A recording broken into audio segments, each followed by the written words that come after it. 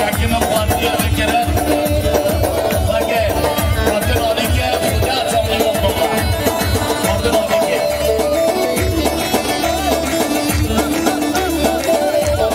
Sakakılar rehbere göre Kadriye Sultan'a. Meydanı boşaltın. Ahmet'e bir şan çekin.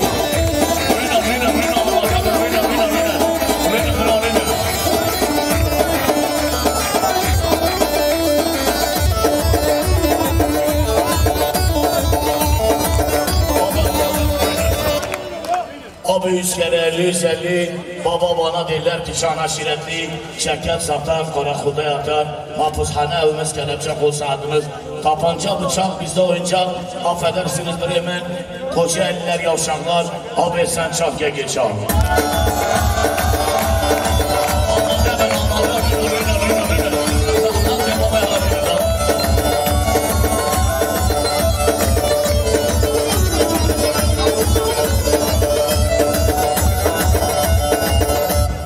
Dama serdim tentene, topladım tane tane.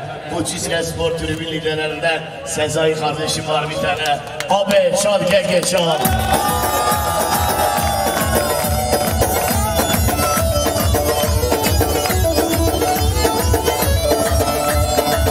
Şu Araphanede bir koyu var, gül gibi suyu var. Bakın genç kızlar, bakın kardeşler.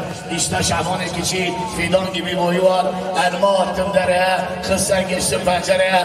Eğer etmiş arsayı seversen, al bu gülün bu akşam onu içeriye.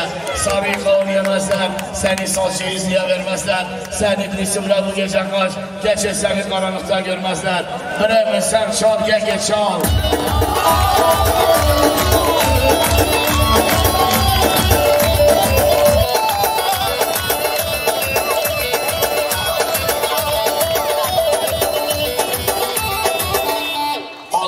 Şanlıyam, yedi karı kocasıyam, Fatiha'yı geçen genç kızların rüyasıyam. Biremezsen çal, gel çal.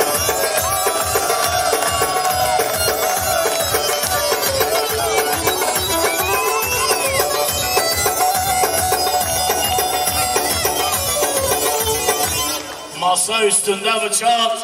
Ömer kardeşim kendini vuracak. Vurma güzelim vurma. Bu düğünün kızları senin olacak.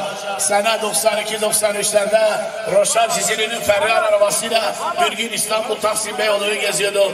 Geçen aşiretli güzel dedi ki gülüm bakar mısın? Dedi aşkım bana buradan gidip 3 ekmek alır mısın?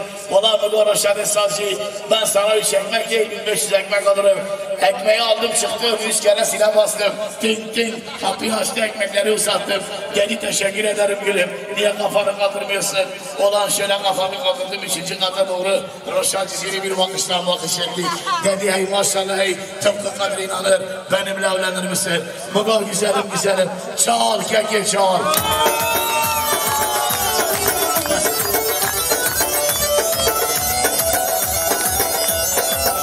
Damat kardeşim Emini, damat kardeşim Emini, Muhammed'i Allah mesul etsin. Darısı Roşan, darısı bizim Sezai'nin başına. Beni soran olarsa bu adrese gelecek. Harra Varra Mahallesi Müslüman Amere Sazcı. Abi teşekkür ederim.